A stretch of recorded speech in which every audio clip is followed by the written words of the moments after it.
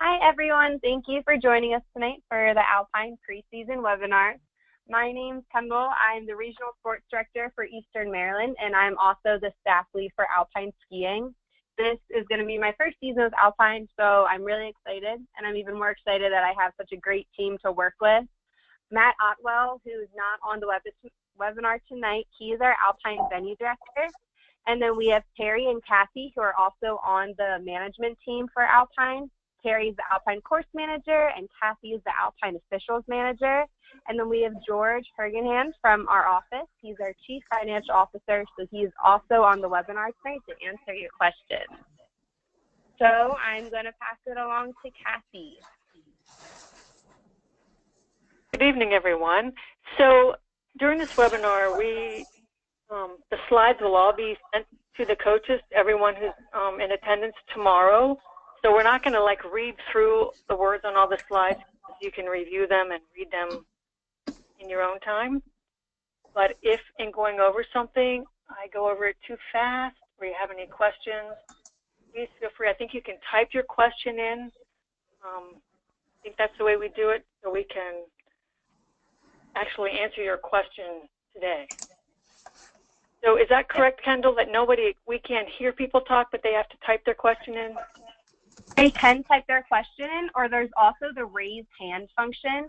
So if you press that on your computer, then I can unmute your line and you can actually talk and we can give you your answer. So either way you want to ask a question is totally fine. Okay, perfect. Okay, I didn't know that. Great.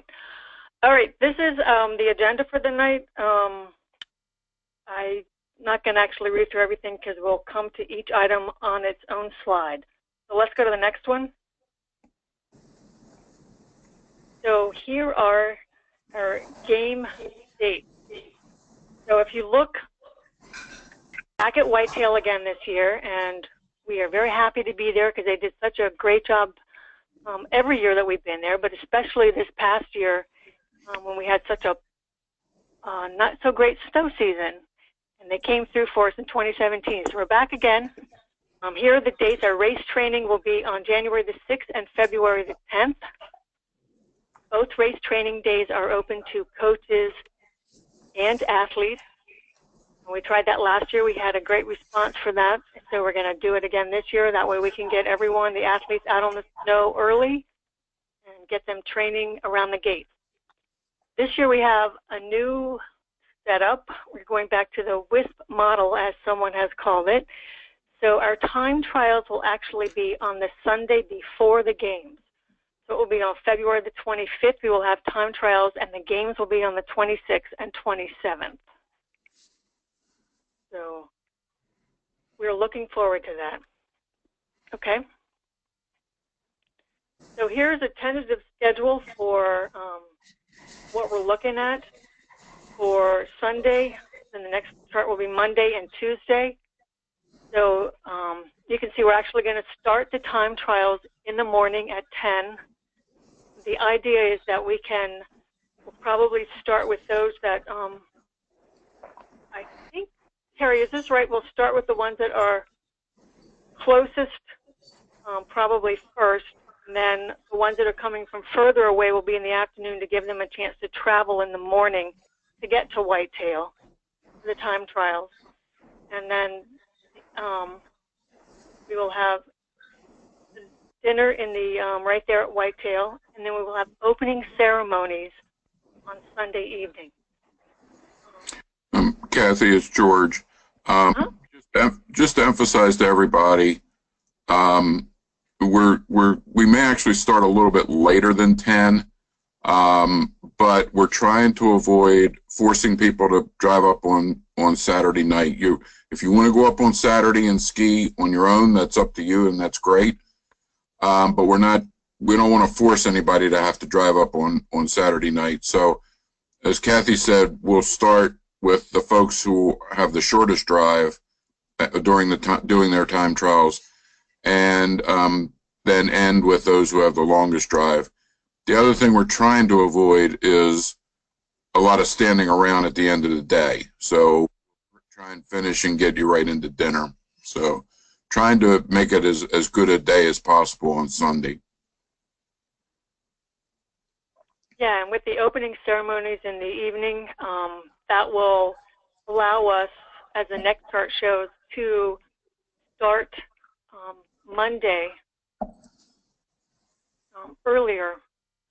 So it allows us to get out, to get the course set up, to get the competition started in the morning instead of having opening ceremonies as we've had in the past couple of years at Whitetail.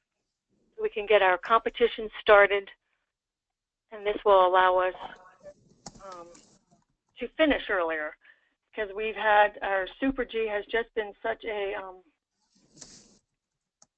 popular course that it keeps, we have more athletes and unified partners that have registered that it keep pushing it later in the day.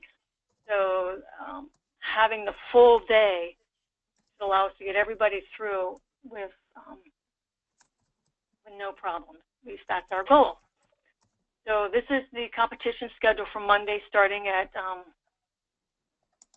course inspection at 9:30, and having our competition, coaches meeting at 4:30, and dinner, and then the social back at the Ramada Plaza.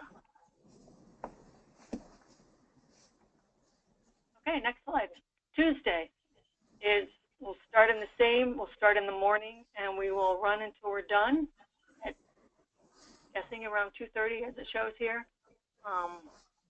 And we are looking to have a snowboarding demo again.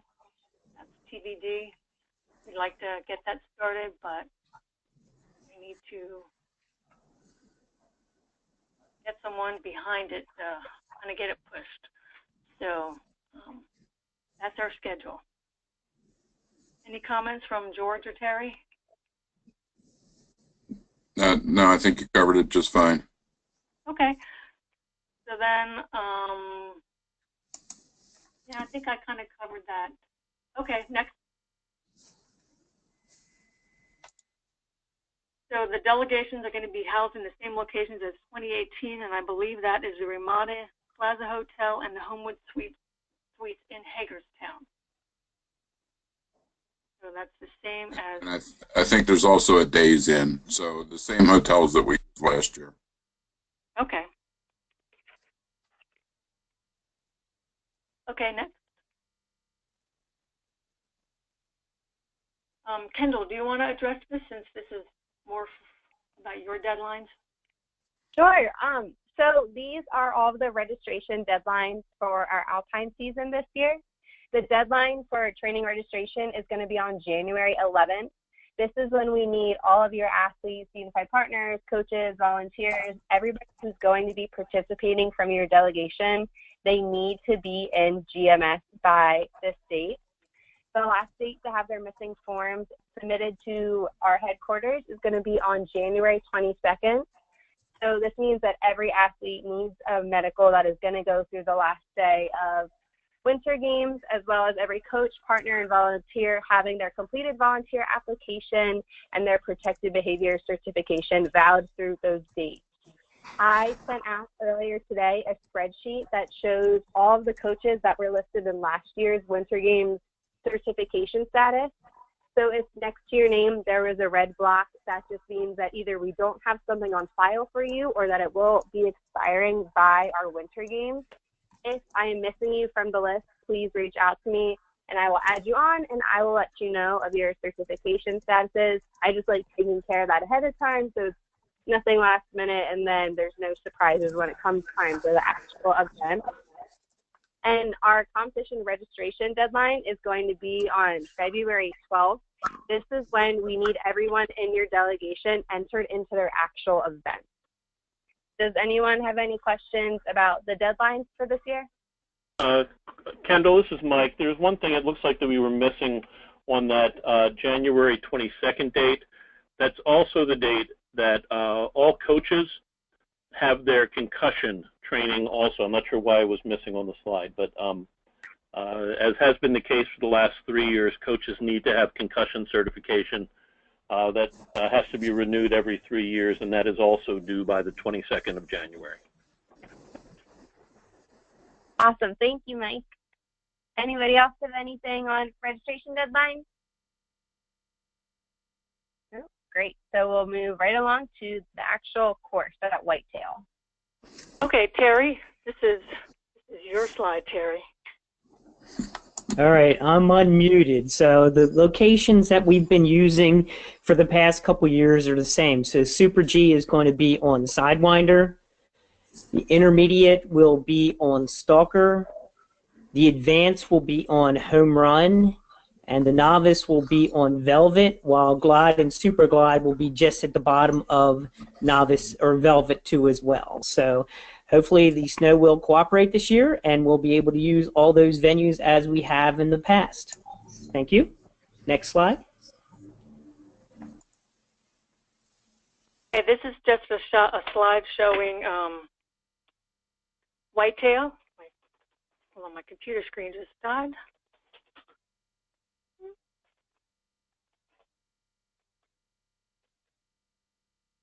Okay, if somebody else will pick up because I lost my screen for a minute.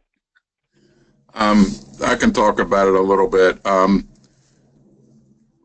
So as Kathy's mentioned, we're going to a schedule where we will do everything Sunday, Monday, and Tuesday.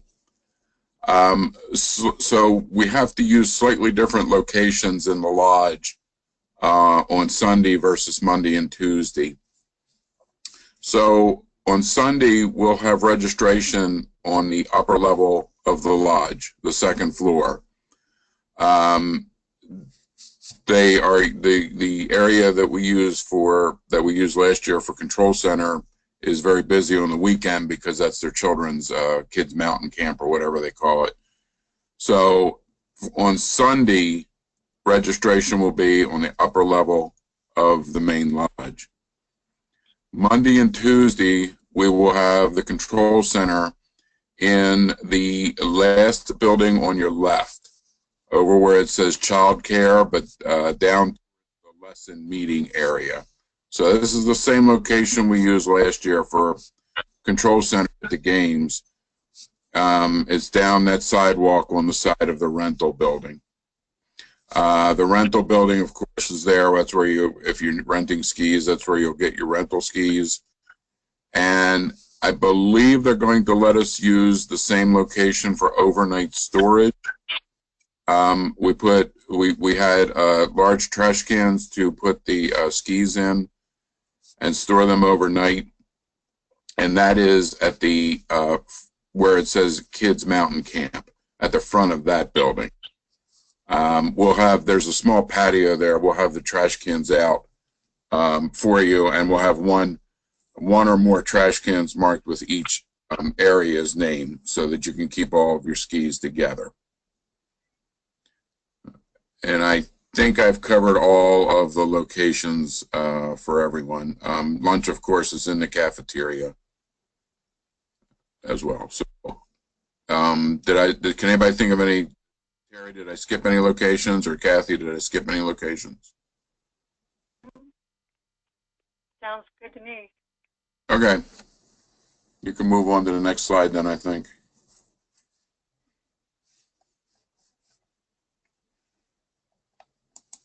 And this will be you. Okay, yeah, so kind of what we were touching on with the certifications earlier, we require all of our head coaches to have a sport-specific certification in alpine skiing. So for all of you who attended the dryland training 2 weekends ago, this satisfies that requirement. Again, if you just reference the spreadsheet I sent out, that is how you can tell if you or a coach in your program is needing this certification or if yours is expiring. So if you could just make sure to check in on that, and if it has expired, reach out to me and we can come up with a way for you to renew that. Does anyone have any questions on receiving that certification? Oh, we have a question from Michael Marin. Michael, in order to open up your line, we just need you to unmute your phone, or you can type it into the question box if that is easier for you.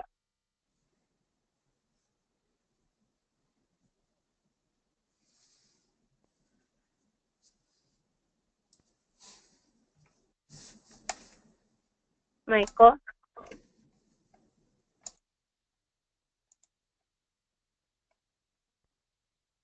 right, Michael, if you either want to type it in the question box or you can email me and I can raise the question to the group.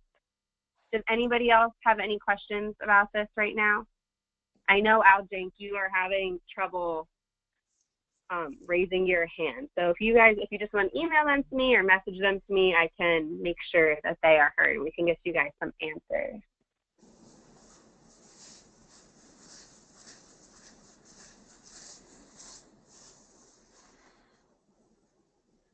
So while we're waiting, Kendall, why don't we just go on and move on to the next slide?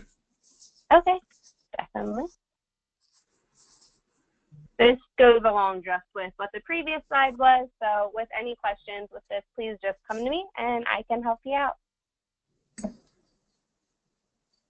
So here's a list of the events that we're offering this year. For Alpine skiing, it is the same as we've had in the past. Advanced Giant Slalom and Advanced Slalom Unified. Intermediate Giant Slalom, Slalom, and Unified Slalom. Novice Giant Slalom and Novice Slalom, the Advanced Super G and Advanced Super G Unified, Intermediate Super G Unified, Super Glide and Glide. Hoping to have a snowboarding demo, and then we have added, the very last at the bottom is a coach's fun race on Super G. Everyone seems to enjoy skiing that course, so we are going to have a fun race time on Super G. Okay, next slide.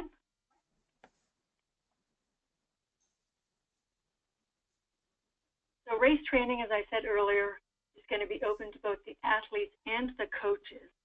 This gets coaches and athletes on the hill skiing around the gates early in the season.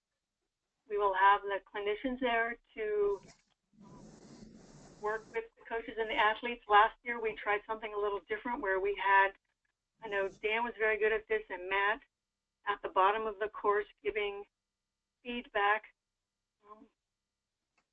right when it happened. So the idea was that a coach could come down first, Dan would give the coach a little feedback, and then the coach would stand next to him, and then as the athlete is coming down, whoever's down there last year, just happened to be Dan and mostly Matt, would give the coach the feedback on the athlete skiing right then as to what they were seeing. So then they could take the athlete and work with them. They'd have that immediate feedback. So we're going to try that again because we had a good response from that. And then we'll also do some individual workshops if folks are interested in those. We've offered them in the past, and sometimes we've had interest in. Sometimes people just want to ski or run the course, and that's fine, but we just want you to know that we're, as instructors or clinicians, we're available. You can let us know ahead of time if you'd like to work on a special skill or something, or that morning. Probably ahead of time would be a little better, but that morning is fine because we always work with beginners. Those, if you've got skiers that are brand new to the Alpine skiing, we work with them. Over in the beginner area, we work on the racing skills on the course, some of the transition techniques of how to move an athlete from skiing on the novice trail up to an intermediate, what are some of the things that you can do with your athlete to get them to move up to the next level. Skills, adaptive skills. We've got some folks who do adaptive, so if you have an adaptive athlete, and then just working on, if you'd like some feedback on your own skills, how you can become a better skier. Hey, Kathy, I do have a question from Frank from Montgomery County. They were wondering if there will be gates for the advanced skiers versus just the normal course as a training. So we would like for that to be the case, but usually there is not available terrain at Whitetail. So Terry, do you have anything to add to that? No, not really. It is going to depend on the snow conditions and the availability of the course, the areas. Yeah, typically on the practice weekends, we only get the novice and intermediate. We don't get the advanced, but we do ask. For what that's worth, we do ask every year.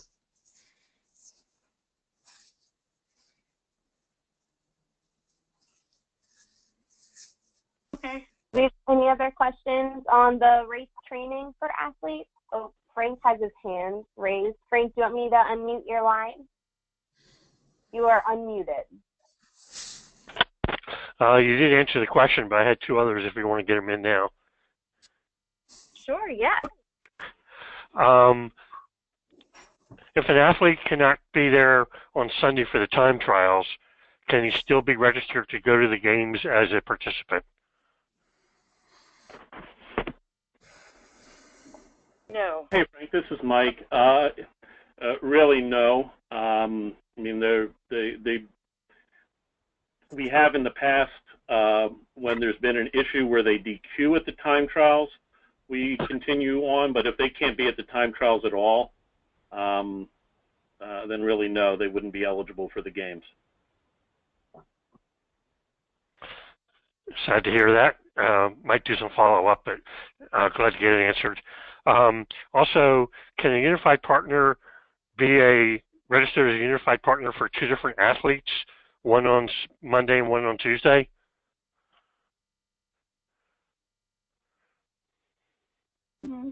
Mike or Joy, done?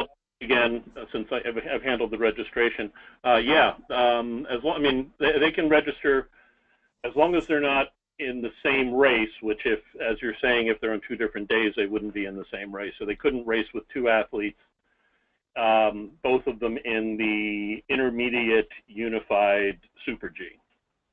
But if they're in the unified race on Monday and a separate different race on Tuesday, that's fine with a different athlete. That's fine. Mike, I would just let me add just one thing to that. It would have to be the same level. The partners are supposed to be the same level of skiing as the athletes. So it couldn't be intermediate one day and advanced the next. Understood. Thank you. That's all I had.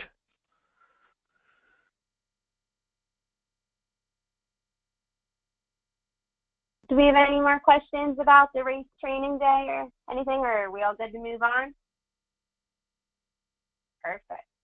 All right. Okay, so FIS governs the rules that we use.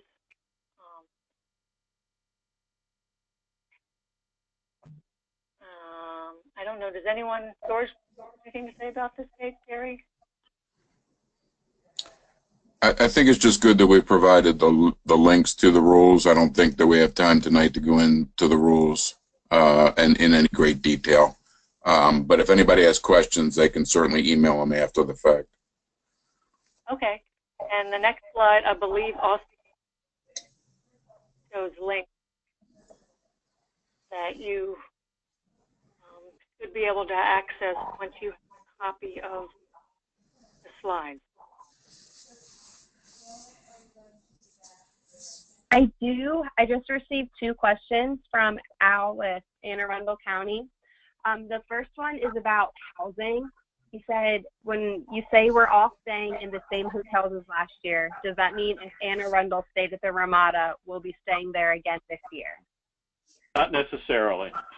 What George, I think, was saying is that we're utilizing the same properties, the same hotel properties. Where each delegation is going to be it's a puzzle that Jane has to put together based on numbers and available rooms and all that. So no, there's no guarantee or any indication that you would be at the same hotel. Thank you, Mike. And his other question is with the status of the SIS helmet.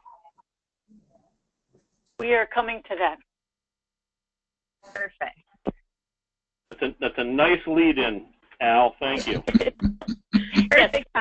You can go to the next slide. The next one. Yeah. So here are some of the highlights. So item number 1 is the helmet. So as you know, FIS has said that we need to or Special Olympics, I guess, it said that we need to go to the FIS rules for helmets. But we have been given a waiver for 2018. So that means that you do not have to have a different helmet for 2018. However, in 2019, everyone will be required who's going to run through the race course to have the FIS approved helmet. Or do you have anything to add to that one? Kendall, I know you've been involved in that, and you've been looking for decent prices, have you not? Do you want to address that a little bit? Yeah, so I have just been putting the word out there to different outfitters, trying to see if we can get a deal if we purchase these helmets in bulk and then distribute them. Neil Coffey has actually given me a number of a personal connection of his, so I'm going to be calling them this week to see if they could help us with that. I don't have solid numbers on pricing yet. As soon as I do, I will make sure to pass that along to you, but that is all I have for now on that. Oh, and I did have another question come up from Robert Freeman. This is about the training days. Will there be courses available on training days for novice slalom or giant slalom?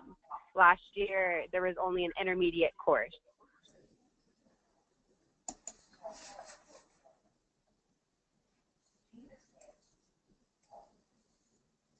My guess is it's going to go back to the availability of the terrain and what we can use at that time. Carrie, have we ever used had a novice course set up? I thought we've had novice courses and intermediate courses, but never an advanced course. So again, it really depends on the conditions. That's what I was thinking. Okay.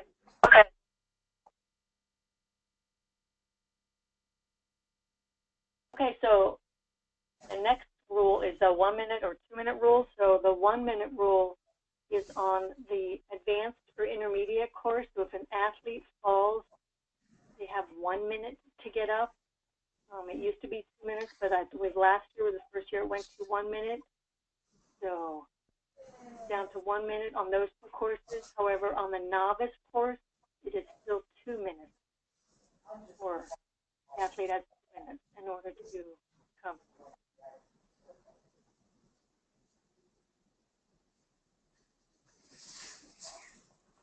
The next is on the race start or countdown.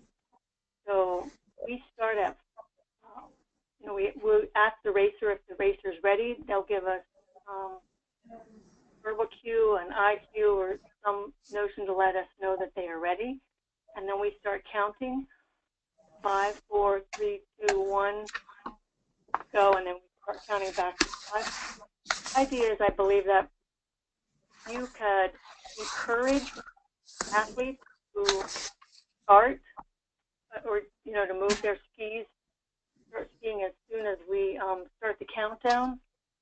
Not that they have to, but we don't want anyone to DQ because they haven't moved. Just an encouragement. Coaching. Last year we I don't know if we had any incidents of missed coaching, but we love the coaches. Coaches are great with the athletes, but on the competition, we just ask that no coaching occurs on the course or actually in the start area. Sometimes that may mean that your athletes are above outside the gate while they're waiting, but once they reach the course, even if it's outside the gate area, we ask that you not coach your athletes. Coach them on the chairlift when you're one-on-one. Once you come down to that area, please just encourage your athletes, but no coaching. Anyone have any comments or anything so far? Okay, the next item is coaches as escorts. So this is something that we were looking at. They do this at the World Games. And it was something that we've struggled with having enough volunteers. So we were actually looking for input as to what your ideas are of using coaches as volunteers to be escorts. Kind of like moving the staging for that event up to the top of the event itself, out on the snow, versus having it inside of staging tent. So given a time when the event occurs, then the coach is making sure that the athlete is there at the right time. Kendall, is George. I'm not sure if we can open up everybody's line, but we would really like anyone who would have either any questions or feedback about this. It's something we're considering trying, but we haven't made a decision yet. We've had an on. I'm sorry. Oh, I'm working on opening up everyone's line right now. So you all should be able to talk. If you are not, that means that you're self-muted. So you can just take yourself off mute then so we can hear what you have to say about this. Go ahead. And Mike, if everyone can please keep their phones muted on their end until they have something to say, the feedback or the background noise and feedback within the line invariably is going to get really bad if everybody's line is open simultaneously. It looks like Frank has raised his hand. Frank, do you want to contribute on this? I think the concern would be if it's a really cold day, not staging in a tented area, if you're staging at the top of the mountain. Yeah, the conditions would definitely be a concern, Frank. I agree with you. We would not expect everybody to be there at the same time. We would still give a report time for each heat, which we do now. We give you a time to report to the tent. So this would be a time to report to the course. But yeah, we do understand that, Frank, that is a concern. I think it's a good. A lot of the coaches do have the time, and it'd be worthwhile to have them be escorts. But so that's a good idea. Yeah. There's. Let me give you a little bit of background. There's a couple reasons we're considering. One is that we've always had difficulty. We've never been able to get anybody to take ownership of staging. We kind of cobble together a crew every year, and it somehow works, but it's not something that someone has been willing to take control of. So we're kind of considering that maybe another approach might be the answer. Frank alluded to the volunteers. We rarely have enough volunteers to do all the escorting that we need, because it's difficult to get volunteers on a Monday and a Tuesday.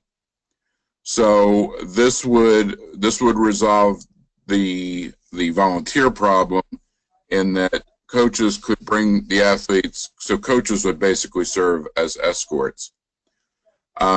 We would have some extra volunteers. We wouldn't need to put all the volunteers we have on staging. So if you're a small area and you need to be, and we recognize that maybe you need to be in two different places, or you've got an athlete going to the novice course and an athlete going to the intermediate course, you might need some help. So we could assign some volunteers to areas to help with that kind of issue.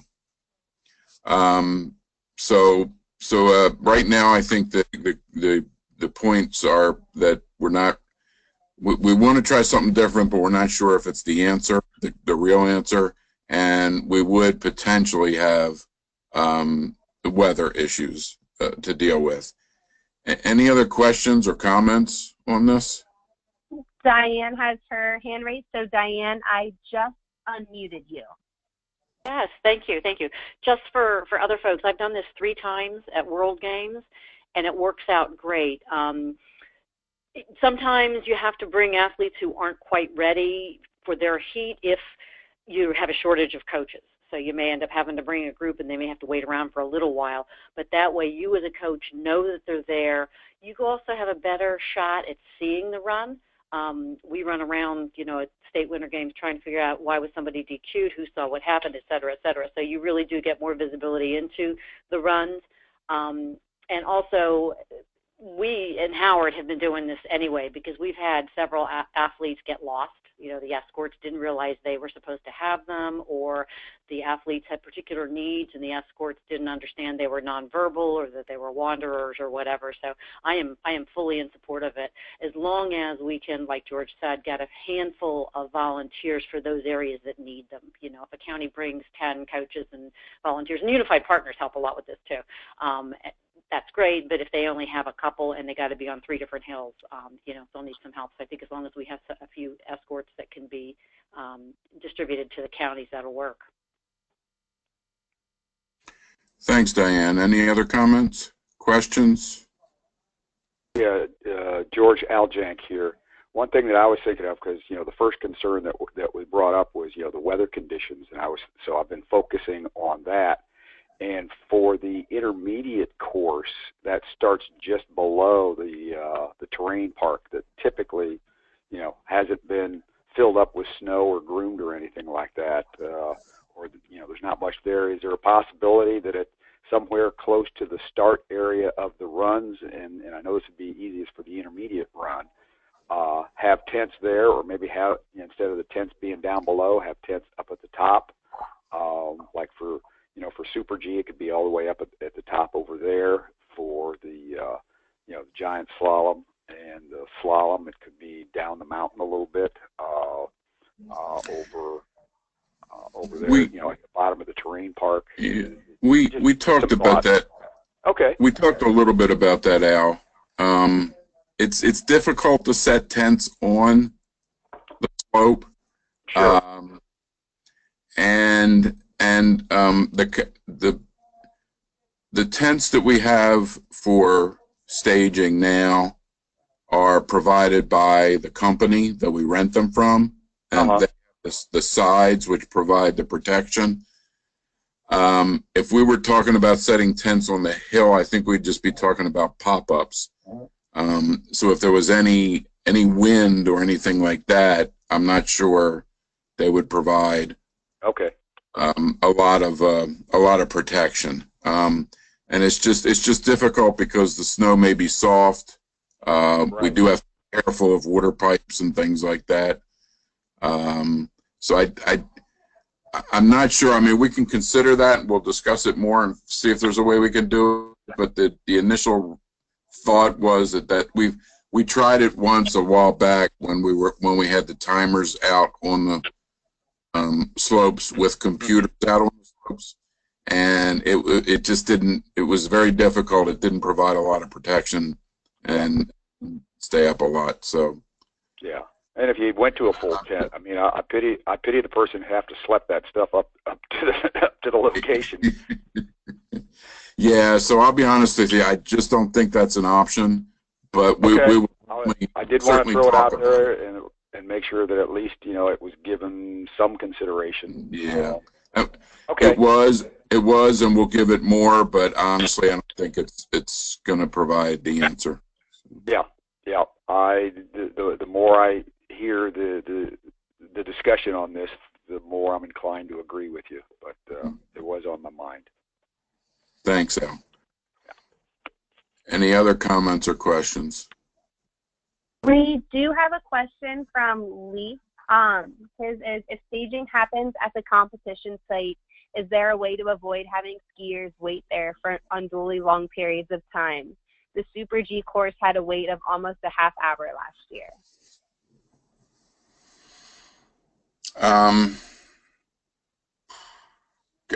Kathy, I'm sorry. Do you remember was there any particular reason for that, or do you recall what may have caused that? Or Terry, I'm sorry. Get a slow athlete. If you get an athlete that falls, because you really can't have more than one. I mean, we try to have more than one athlete on the course, but if an athlete's falling, since it's such a long course that it can just take a while, or you get the slow athletes, and every now and then we've got to stop or take a break to let coaches ski through to catch up with their athletes, or to let some of the public go through. I don't remember anything in particular that caused an issue last year, just the normal, so to speak. Yeah. Although it is a risk. Last year, now I think about it, it was tougher because coming down under the chairlift, there just wasn't much snow. So when people got to the top, like even the general public, which there wasn't a whole lot of, but who was there, most people wanted to go that way because it had the best snow on the mountain. So that was the problem for last year. So the concern is a valid one. It is a little bit easier to deal with that when we do get backed up. It's easier to deal with that when we have the current system in use, because the race course can call down to the tent and say, hold any more athletes for a while until we get this dealt with. So that is one benefit of the current system. I think this year, since we'll have longer time period to run the course, we may not. We may be able to give a little bit more time between the heats, or allow a little bit more, so it's not as tight. That's a good point. We will have a much more relaxed schedule on Monday this year, and Monday and Tuesday. Any other comments or questions? Is there anyone who thinks, I'm sorry, go ahead. Who? Oh, no one has their hands raised or any questions. No hands up. All right, so let me ask the question this way. Is there anyone who thinks that we absolutely should not try this? Again, Kendall, anybody? No, not yet. I'll give it another few seconds. But yeah, I'm not seeing anything yet. So it's promising. So in discussing this, one of the suggestions was that we maybe try this on one level, one course, and see how it works. So that is certainly something we're considering for this year. So as an example, and this hasn't been decided yet, but I would just say as an example, maybe we just try it on the advanced course and get a chance to see how it works, see what the potential problems and benefits are. So we're still open to comments after this. I mean, if you think of something after we're done here tonight, please, email to the staff member who is for your area, and we welcome any comments, and we will let everybody know as quickly as we can what decision has been made. So I think if there are no other comments on that, then Kathy, I'll turn it back to you, and we can continue with the agenda. I have a few more highlights here. And the next is, this is really a reminder, the Super G, the first run is a practice run, and the second one is the timed run. I know we've been short on time, so in the past, and sometimes we'll just have people do one run, but the first run is practice, the second run is the timed run.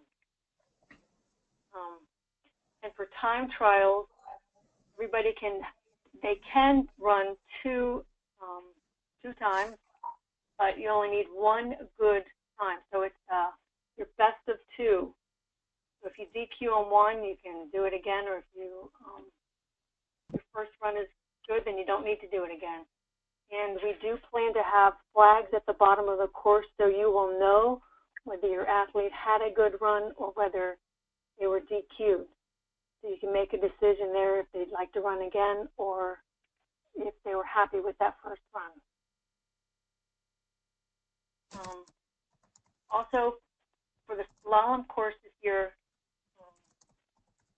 the outside marker is only going to be shown at the first and last gate. So, Terry, can you explain this better? Yeah, I sure can. So this is a new rule that actually was supposed to be applied last year. So when you come out of the start, that first gate is always going to be red. There will be the turn gate, where the athlete will turn around and the outside gate will be red bamboo. After that, the remaining gates will be just single turn gates that the athletes will need to go around. So red, blue, red. But the final gate, depending on which color it is, there will be another outside gate at that point before they cross that finish line. So that was something that was supposed to have been in place last year, and we're going to make sure that it happens. As a matter of fact, on this presentation, the PowerPoint that we'll be sending, there is a screenshot, probably about 10, 15 slides into it, that is showing the wrong picture. So just know that this rule is new, and we're going to abide by it for the slalom course. So there's no gate panel. It is just a single breakaway pole for turn, and at the beginning and the end, there'll be a bamboo outside, and that's everything.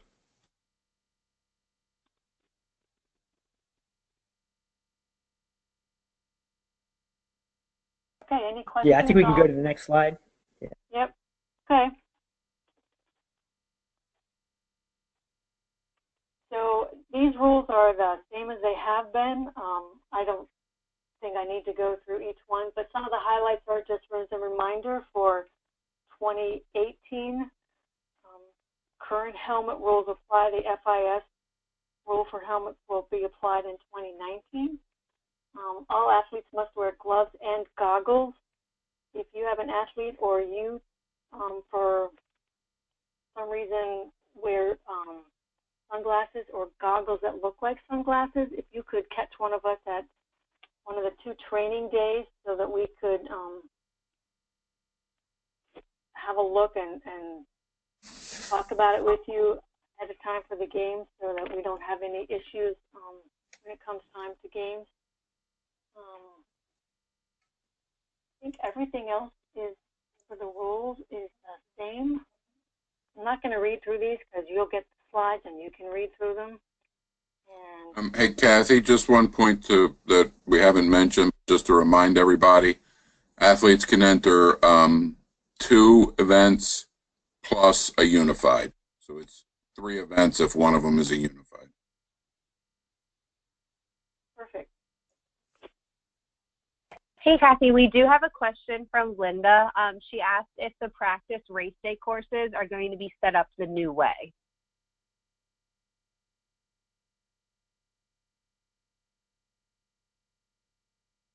Barry? I think we're going to be setting up slaloms, and if we are doing those slalom gates like we've done in the past, we're not going to do it that way anymore. We're going to start with the first gate having the turn gate and the outside bamboo, and that last gate. So we will do that the way the rules are now dictating. Over to you.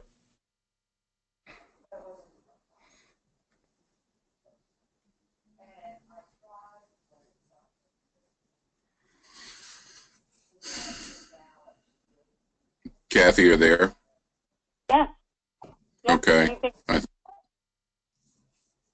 Any other question on the rules review before I go on to the next slide? I've got a quick question for you. On the slalom and giant slalom, well, let's say the novice slalom and the novice GS, will those skiers have to complete 2 runs successfully? In the past, they only had to complete 1.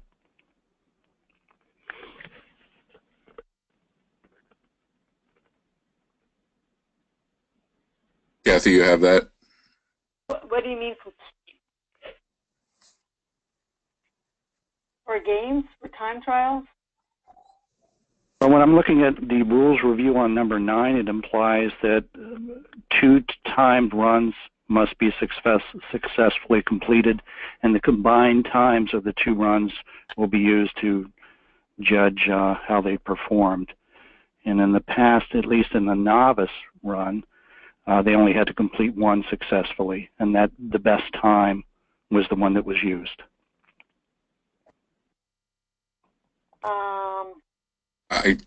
Kathy, I think, Len, is that you?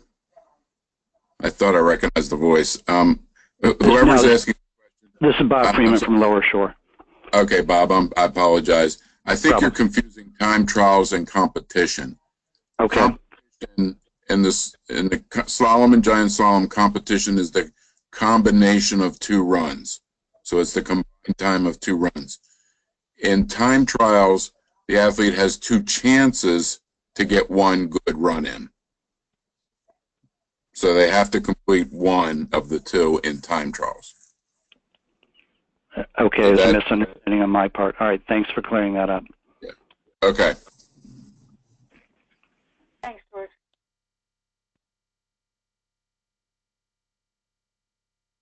Any other questions, or should we move on to the next slide? I know we're running a little bit low on time tonight. Actually, the next slide, yeah, is the rules continued, and people can read that as well. So I think that's just about it. We have on-snow tips. Yeah, I think the rest of it is pretty much for people to read at their leisure, Kathy. Yep, I agree. So then we come to any other questions or concerns?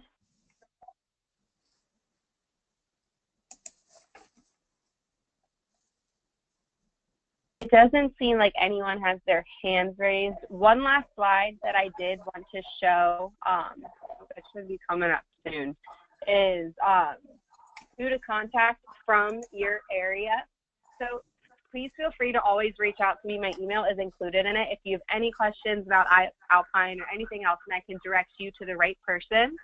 But for your regional sports directors, their emails are included on this slide, and they just kind of show you. So if you don't want to reach out to me, if you live in Central Maryland, you can email Kristen, and she will connect you with either me or a member of the management team, and we will answer your question as quickly as possible. So we are a resource for you. You guys are the coaches. You put in all this hard work throughout the season. So we would like to make it as easy as possible.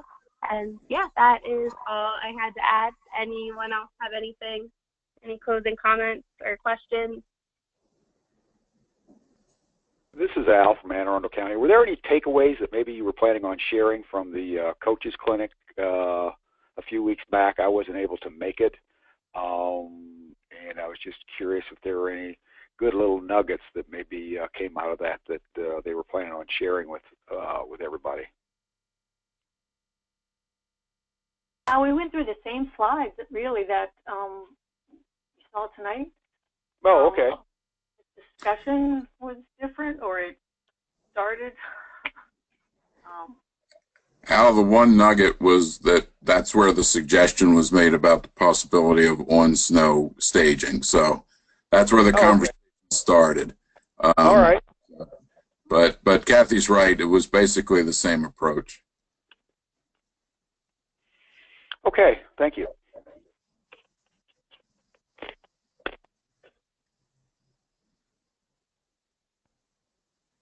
Well, Okay. if no one else has any questions, we still have 7 minutes before 9, so we ended a little bit early, which is always exciting, I think. But thank you all for taking time out of your weeknights. I know the holiday season is a crazy time, so we really appreciate you being on, and I will be sending out the slideshow that you guys saw tonight, as well as the copy of the rules and a link to the recording. So if you had someone unable to make it, they'll get all the same information. And yeah, thank you all for joining. Have a wonderful night. Good night, everybody. All right, thank you.